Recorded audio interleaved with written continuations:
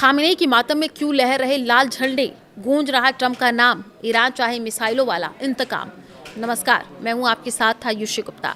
Iran के दिवंगत supreme leader अयतुल्ला Ali Khamenei के अंतिम संस्कार समारोह में हजारों की संख्या में लोग आ रहे हैं। वे पूर्व सर्वोच्च नेता की आखिरी विदाई पर फूट फूट करके रो तो रहे हैं, लेकिन इस दौरान उनके हाथ में लाल रंग के झंडे दिखाई दे रहे हैं।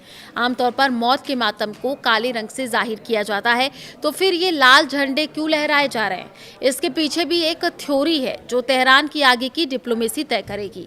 तेहरान यूनिवर्सिटी के रिसर्च फेलो मोहम्मद इस्लामी अल जजीरा को बताया कि खामेनेई के अनुयायी लाल झंडे बना रहे हैं, जो बदले की मांग का प्रतीक है। वो ईरानी सरकार से अपील कर रहे हैं कि जो लोग उनके सुप्रीम लीडर को मारने में शामिल थे, उन्हें मार दिया जाए। तेहरान में एक बार फिर से डेथ टू अमेरिका के नारे गूंज रहे हैं।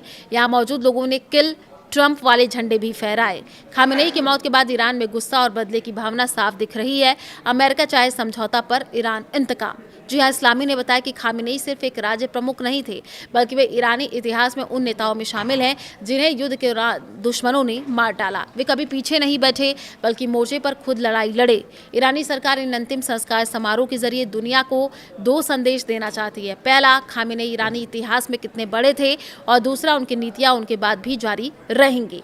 अमेरिका इजराइल के हमलों से पहले ईरान से जो तस्वीरें आ रही थी, उनमें खामेनेई के खिलाफ नारे लग रहे थे। लोग बड़ी संख्या में सत्ता के खिलाफ उतर रहे थे, लेकिन अब ऐसा नहीं है। अमेरिका को रहनुमा मानने वाली भीड़ कहीं गायब सी है।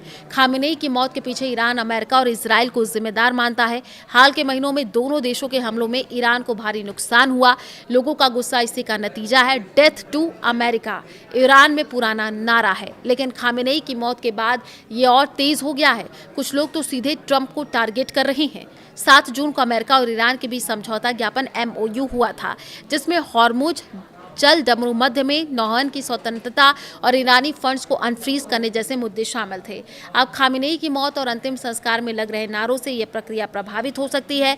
ईरान की नई सरकार और जनता बदले की भावना से भरी हुई है। ऐसे में अमेरिका के साथ कोई बड़ा समझौता करना उसके लिए मुश्किल हो सकता है और विश्वास भी कम होगा। अगर ईरान सख्त रुख अपनाता है तो बातचीत रुक सकती है या धीमी पड़ सकती है। एक्सपर्ट्स मानते हैं कि ईरान की नई लीडरशिप को पहले आंतरिक स्थिरता स्थापित करनी होगी। अगर बदले की भावना हावी रही तो क्षेत्रीय तनाव बढ़ सकता है।